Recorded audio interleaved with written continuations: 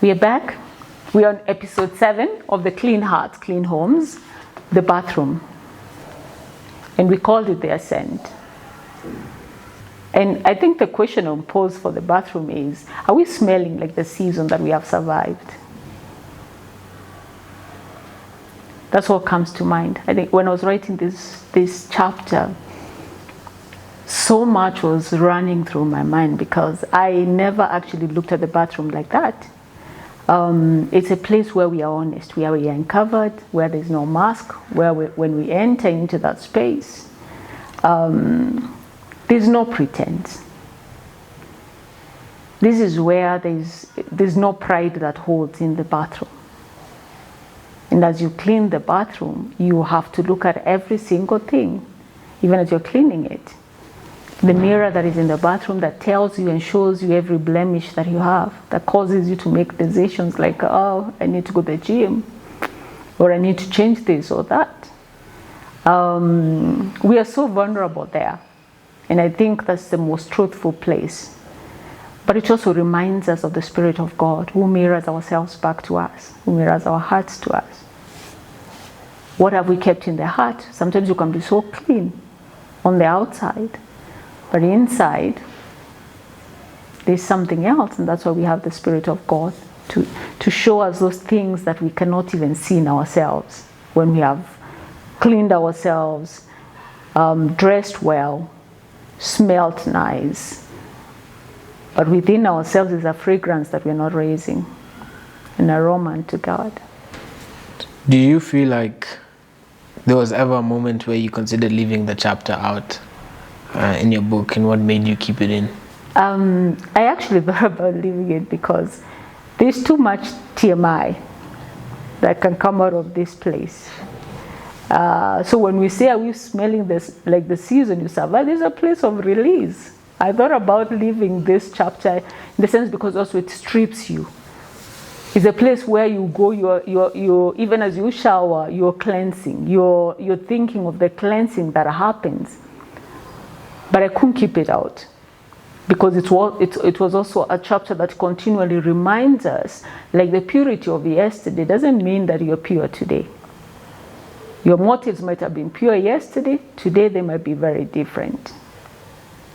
It's a place we visit daily, which also mirrors the dying daily.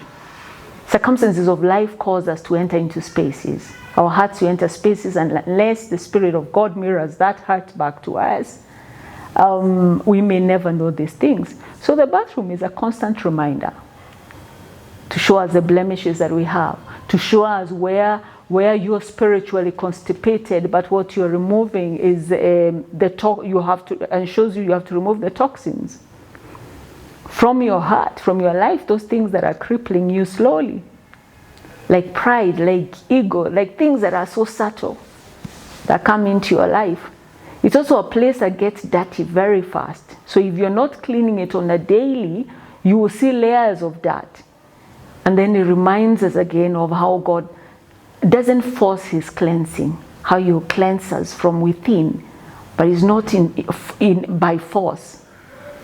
And you continuously do it, and is willing to do it on an everyday basis, morning and evening. So it's I couldn't leave it out. So what version of mercy was writing this chapter? Was it the hurting mercy, the healing mercy, angry mercy, hopeful mercy? I wouldn't say the healing mercy. Because one of the things, I think it's even God asking me to write the book was in the space of where he's taking me through a mirror of my own life.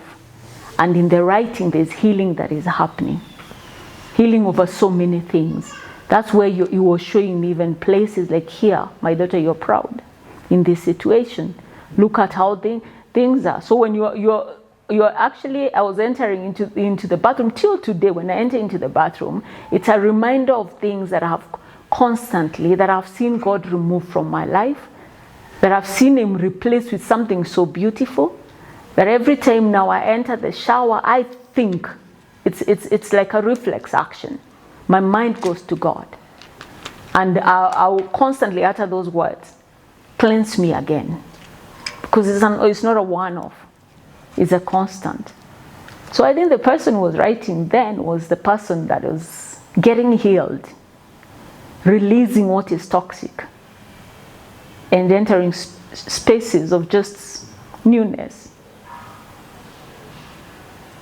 So, do you feel like you're battling something internally during this season of your life when you say you're fighting? When you say you were healing, when you mentioned pride a little bit, but what exactly were you fighting internally? Conversations that you have, even conversations that I'll have even my own family. I remember at one time I had an argument with one of my sisters, and I knew I was right in what I was arguing about. I argued so much.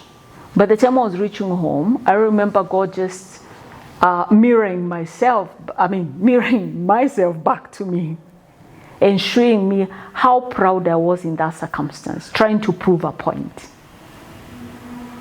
Even the seemingly thinking that I know, but also not listening to other people's opinions, not allowing another person to have their voice, to be heard. And I remember writing back to my sister and apologizing because I knew I had to do it. If I didn't do it, I was actually being disobedient, and not to her, to God. So it's things like that. Just remembering one of them. Then things that I've had along the way. This is where God was telling me, release that, however it looks, so that you're able to move into another space. So yeah. What signs tell someone they may be in their own bathroom season? Sometimes you see the bathrooms like when you enter a hotel. The towels are laid in the right places. Everything is looking. Soaps are kept in a beautiful basket. Everything is folded nicely.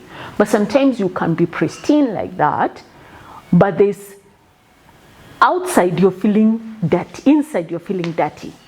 You're clean outside, but you're battling confusion. There are things that you have gone through, and you're telling yourself you feel dirty within. Some people are in that season. Other people are in that season where truly you're not even hiding the mess that is there. It's still a season that you're in, but in all seasons, both where you're feeling the inward doubt, the inward guilt, the inward shame, or the space where you actually have surrendered, you just don't care anymore. In all situations, the Lord is there to say, I'll cleanse you again. That's the beauty about God. He doesn't tire. So you can be in any season at this point in time. But the beauty of it, like I told you, is the bathroom reminds us it's a daily thing. Just like we shower daily.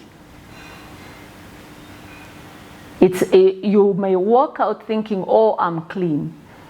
In a second, like split second, something happens, a circumstance, someone talks back to you, and your heart gets dirty again. So it's a constant cleanse. And God doesn't tire. You continuously keep cleansing. And that's what He loves, because honesty. When sometimes we come and you say, I'm tired, look at all the dirt that is in this space. Or look at me, I'm so clean outside, but this is what I feel within. So people can be in different seasons. But all seasons, you can relate in every season with the bathroom. So if someone was to misunderstand this chapter completely, what would you want them to know first?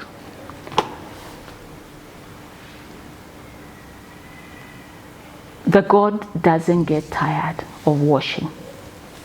I think for me, I would want them, if they take nothing else, God does not get tired of cleansing.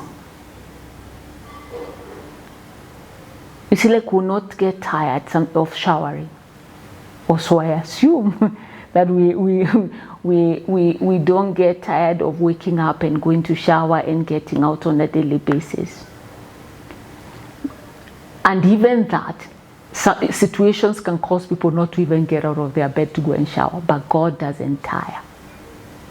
So if nothing else, let just understand that the Holy Spirit is there to mirror you back to you, even when you're feeling your lowest or your highest.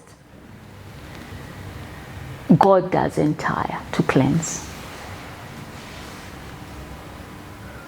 And you don't have to smell like the season you have survived, or you don't have to remain in the dirt that God has already washed. You don't have to return back to the shame that He has already removed.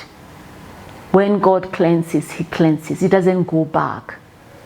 He's not a man to go back and start looking at what you have done and calling it out after He has cleansed it. I think that's what I would want. To be the take home. Don't tire going back to God to cleanse you again and again and again, because He doesn't get tired. On a closing note, if your bathroom walls could speak from a certain season of your life, what would they say about you? Oh, I think tears. I think they will show tears. Because in the bathroom is also, I pray a lot in my bathroom. So just tears, whether it was of joy or something I remember when I'm just in the shower that God has done for me, or something I'm going through. But if the walls couldn't speak, is the tears from my eyes that have flowed like that water from the shower. What do you feel like you want to tell someone who needs this chapter the most? Today when you walk into your bathroom, however it looks, and I mean how you're feeling, however you're feeling, don't try to be perfect. Don't try to, because you cannot also ascend on a hill when you're carrying baggage. You have to ascend light, and you have to ascend with only the necessities. However you're feeling, lay it down to God. Tell Him. He's the closest friend you can ever have, the closest companion, and the greatest helper, and the one who can meet you exactly where you are, dirty as you are, clean as you are. I would like to read just a small part of the chapter that I love. A mountain cannot be climbed with clutter on your back. The hill of the Lord is not steep because God is distant. It is steep because the climb demands surrender. The higher one ascends, the lighter one must become. Pride becomes too heavy. Hidden motives weigh the spirit down. Resentment turns into stones in the pocket. The ascent requires empty hands and uncluttered heart. Clean hands reflect the life we live. Pure hearts reflect the life within. I love that, because it means we have to be intentional. And that was our episode 7 of the Clean Hearts, Clean Homes. If you want to get the book, kindly DM us. My name is Mercy Mwendwa.